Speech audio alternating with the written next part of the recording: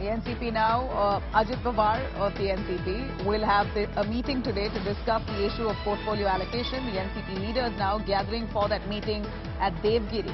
This is the big information that we get as we see a lot of hectic parlays happening within the Ajit Pawar and the Sharad Pawar camp. More importantly, even after Ajit Pawar has taken oath and his ministers have taken oath into the cabinet of Maharashtra government, there is a lot of talk about who gets what portfolio. Finance portfolio, Ajit Pawar has been pushing for, but Eknath Shinde's camp not very happy with it. Let me cut across to Pankaj Upadhyay. Pankaj, tell us more on this meeting that's likely to be held by the Ajit Pawar camp of the NCP. They'll hold that meeting today to discuss cabinet portfolio, the allocation, which is now the most contentious affair here.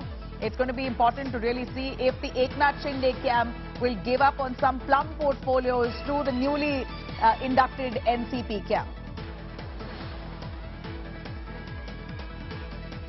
That's right.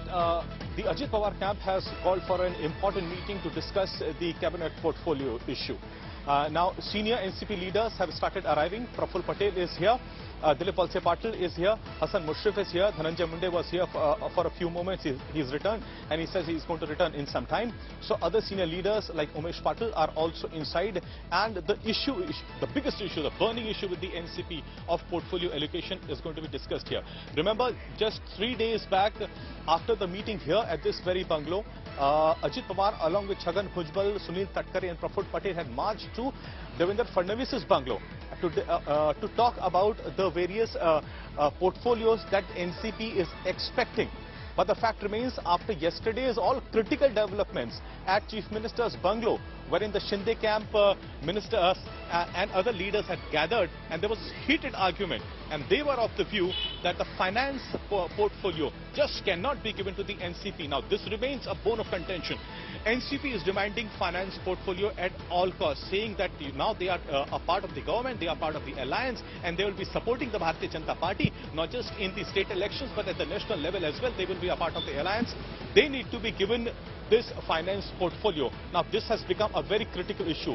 Last evening at the Varsha bungalow, there were heated arguments amongst the Shinde faction. They said that it was because of the NCP that they had walked out of the MVA alliance. And now, if NCP is given the all-important finance portfolio, then this was going to be a grave injustice. But at the same breath, most of the leaders of the BJP, the Shinde faction and the NCP faction clearly maintain that some sort of compromise will have to be made by all the parties. But what will that compromise be? Will NCP settle for anything less than the finance portfolio? Other than the finance, they are also eyeing the energy, power, water resources, social justice, and most of these ministries are with the Bharatiya Janata Party. So will Bharatiya Janata Party, being the single largest party, having more than 100 MLAs, agree to give up the finance portfolio? Will Devendra Fadnavis agree to give up the finance portfolio? That really remains to be seen.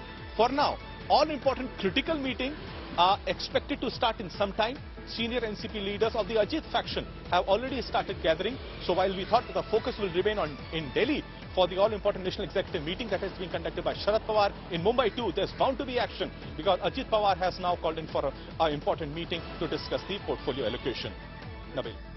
All right, we do know very clearly that right from the start there's been a slight,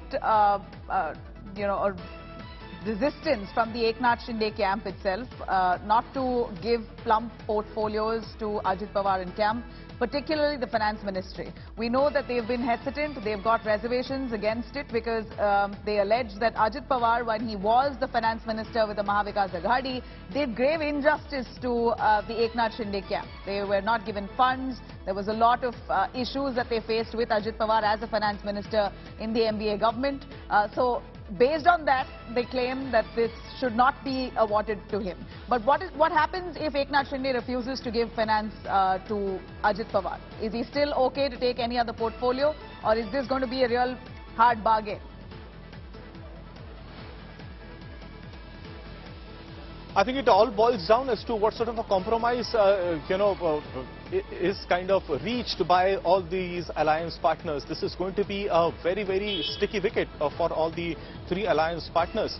Because as I said, the party insiders in NCP say that now that they have joined the alliance, they are part of the government, they are not here for a barter system. But they say that since they have senior leaders like Dilip Walse Patil, Chhagan Bhujbal, who are not now a part of the alliance and have enough experience under their belt, they would want to be duly compensated so that they can contribute to the growth and development of the state, and they can also help this alliance when the Lok Sabha polls are coming in, clearly indicating that they have certain portfolios in mind and they want due compensation.